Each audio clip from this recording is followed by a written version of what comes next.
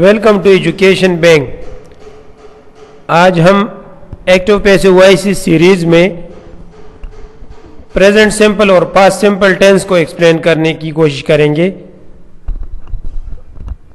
ہم پہلے بھی پیسو وائس کے بارے میں پڑھ چکے ہیں، اس کی امپورٹنس اور اس کے یوز کے بارے میں بھی، اور اس بات کو بھی ہم جان چکے ہیں کہ اس میں ہم سبجیکٹ کو ہم بیک گراؤنڈ میں لے جاتے ہیں، یعنی اس کو ہم ریسیور آف دی ایکشن کے طور پر سینٹنس کے لاسٹ میں لے جاتے ہیں پیسو وائس میں، اور امپورٹنس جو ہے ہم ایکشن کو دیتے ہیں، سبجیکٹ یا آبجیکٹ کو نہیں دیتے۔ ہم اس کی امپورٹنس کو منیمائز کرتے ہیں، اور اس سے پہلے ہم بائی لگاتے ہیں سینٹنس کے آخر میں۔ تو جس چیز سے بائی پہلے لگایا جاتا ہے اس کو انگریزی میں ایجنٹ بولتے ہیں، تو آبجیکٹ کو ایجنٹ بنا دیا جاتا ہے۔ ابھی ہم اس کی اسٹرکچر اور ایگزامپل سٹارٹ کرتے ہیں۔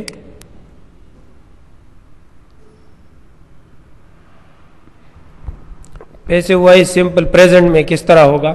پہلے تو جنرل فارمولا بھی آپ نوٹ کر لیجئے۔ تمام پیسو وائس کا فارمولا ہوگا object plus be plus participle, third form of verb past participle. Be کی کوئی بھی فارم ٹینس کے مطابق یوز ہوگی۔ بی کی میں نے آپ کو بتایا کہ 8 فارمز ہیں، be is, am are, was, were, been اور بینگ۔ ان 8 فارمز میں سے کوئی بھی متعلقہ ٹینس کے لحاظ سے جس ٹینس اور جس اسٹرکچر کی بات ہو رہی ہو، باقی یہی ترتیب رہے گی، آبجیکٹ کے بعد بی، اس کے بعد پاسٹ پارٹیسپل۔ یہاں پر پریزنٹ میں ہم کیا یوز کریں گے؟ بی کی جو فرسٹ فارم ہے از، ایم آر، isn't وغیرہ، یا اگر جمع کے ساتھ نیگیشن ہو تو aren't، isn't اور aren't نیگیشن کے لیے، اور باقی is، am، are پازیٹیو کے لیے، plus verb in past participle. اور کمپلیمنٹ بعض اوقات ہوتی ہے جملے میں کوئی ایکسٹرا ڈیٹیلز اور ایکسٹینشن آف سبجیکٹ یا آبجیکٹ وغیرہ ہوتی ہے، بعض میں نہیں۔ ایگزامپلز ہیں، engineers build the world's tallest building in Europe۔ اس کی پیسو وائز ہوگی the world's tallest building is built in Europe۔ دیکھیے اس میں ہم نے پیسو وائز میں انجینئرز کو نہیں لکھا، ایجنٹ کو ہم نے غائب کر دیا ہے، یعنی پیسو وائز میں جو سبجیکٹ ہے انجینئرز، اس کو ہم منیمائز کرتے ہیں، اس کی امپورٹنس نہیں ہوتی، ہم ایکشن پر زیادہ فوکس کرتے ہیں۔ تو اگر ہم کہیں the world's tallest building is built in Europe by engineers، تو جملہ بہت آکورڈ بن جاتا ہے، اس لیے اس کو زیادہ امپورٹنس نہیں دی جاتی۔ نیکسٹ ایگزامپلس دیکھتے ہیں۔ اسٹرکچر دیکھیے غور سے۔ ایگزامپلس نیگیٹو فارم میں ہم کیا کریں گے؟ Engineers don't build the world's tallest building in Europe، اس کو کنورٹ کریں گے the world's tallest building is not built in Europe۔ By engineers کو بریکٹ میں رکھا گیا ہے کیونکہ زیادہ امپورٹنٹ نہیں ہے، صرف سمجھنے کے لیے ضروری ہے۔ اور از ناٹ یا ایزنٹ یہ کنٹریکشن ہے۔ بائی استعمال کرتے ہیں آبجیکٹ سے پہلے، یعنی جو ایکٹیو وائس میں سبجیکٹ تھا وہ پیسو وائس میں سینٹنس کے لاسٹ میں چلا جاتا ہے اور آبجیکٹ کے طور پہ یوز ہوتا ہے، لیکن اس کو ایجنٹ بنا دیا جاتا ہے اس سے پہلے بائی کا استعمال کر کے۔ When we want to mention the doer, we use the preposition by. The whole phrase is called by agent in English. Active sentence, Mr. Brown builds the house. یہ example ہے، Mr. Brown builds the house. Simple present. اس کی passive ہوگی the voice, the house is built by Mr. Brown. Countries اور continents کے ساتھ by کا استعمال نہیں ہونا چاہیے۔ یہ کچھ ایگزامپلز ہیں۔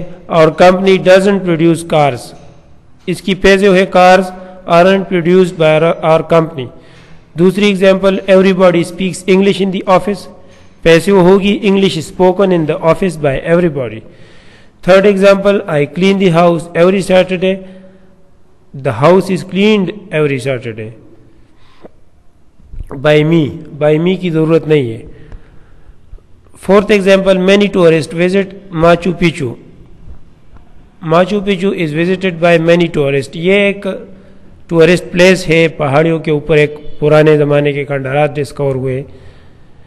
نمبر 5 ہے Pedro doesn't write a letter. اس کو کنورٹ کیا ہے پیسوں میں, a letter isn't written by Pedro. یہ ایکسرسائز ہے آپ کے لیے, آپ اس کو سالو کیجئے اور کمنٹس میں جواب دیجئے. یہ 3 سینٹنسز. پیسو وائز ان سمپل پاسٹ. سمپل پاسٹ میں بھی وہی اسٹرکچر ہے, آبجیکٹ کے بعد بی کی سیکنڈ فارم یوز ہوگی, پاسٹ والی فارم, واز یا وازنٹ یا ور. اس کے بعد پاسٹ پارٹیسپل, وہی پاسٹ پارٹیسپل ہے, وہی اسٹرکچر ہے, صرف بی کی فارم جو ہے پاسٹ والی یوز ہوگی. ایگزامپل ہے cats eat fish. Passive voice ہوگی fish was eaten by cats. Negative form ہوگی ڈڈ ناٹ کے ساتھ, cats did not eat fish یا didn't eat fish. Fish wasn't eaten by cats. یہ ایگزامپلز ہیں. He ate all the cookies, all the cookies were eaten by him. دوسری example ہے they sold the company in 1999, the company was sold in 1999. Third example my brother didn't study the lesson. Passive ہوگی the lesson wasn't studied by my brother. Fourth example, someone stole my wallet. My wallet was stolen. My wallet was stolen by someone کی کوئی ضرورت نہیں ہے, بس stolen تک کافی ہے. Action کو ہم نے emphasize کیا. ویسے بھی someone کا مطلب ہے unknown person. Fifth example ہے Shakespeare wrote Romeo and Juliet at the end of the 16th century. Romeo and Juliet was written at the end of the 16th century by Shakespeare. یہ by Shakespeare بھی کوئی ضروری نہیں ہے. یہ exercise ہے, آپ خود ٹرائی کیجئے.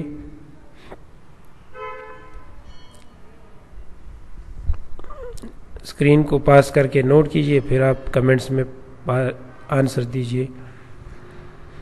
یہ ایک سٹوری ہے ڈومینو پیزا کیس کی. میں آپ کو یہ 10-20 سیکنڈ تک پاس کر کے دکھاتا ہوں, آپ سٹوری پڑھیے. اس میں ایکٹیو اور پیسو وائز کی بہترین یوز کیا گیا ہے. صرف ایگزامپل ہے ایکٹیو پیسو وائز کا یوز کس طرح ہونا چاہیے. ڈومینو پیزا میں کچھ ورکرز تھے جنہوں نے کچھ ایسے نازیبا حرکات کیے پیزا بناتے ہوئے کہ ان کی ویڈیو وائرل ہوگی اور اس سے کمپنی کو بہت مسئلہ ہوا. یہ امریکہ میں کیرولینا میں یہ مسئلہ ہوا تھا. تو پھر اس سے کیا پرابلم کھڑی ہوئی تھی اس سٹوری میں ہے.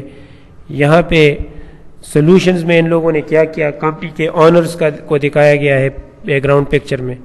انہوں نے اس کا کیا سلوشن نکالا, آپ یہ دیکھیے غور سے.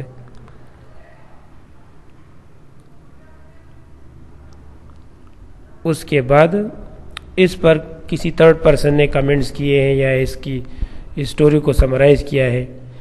اور سلوشنز ایسا سمجھیے کہ ہم نے اور آپ نے اس کو اس طرح, اس کا ڈراپ سین ہم نے اس طرح ڈرا کیا ہے اور سلوشنز میں.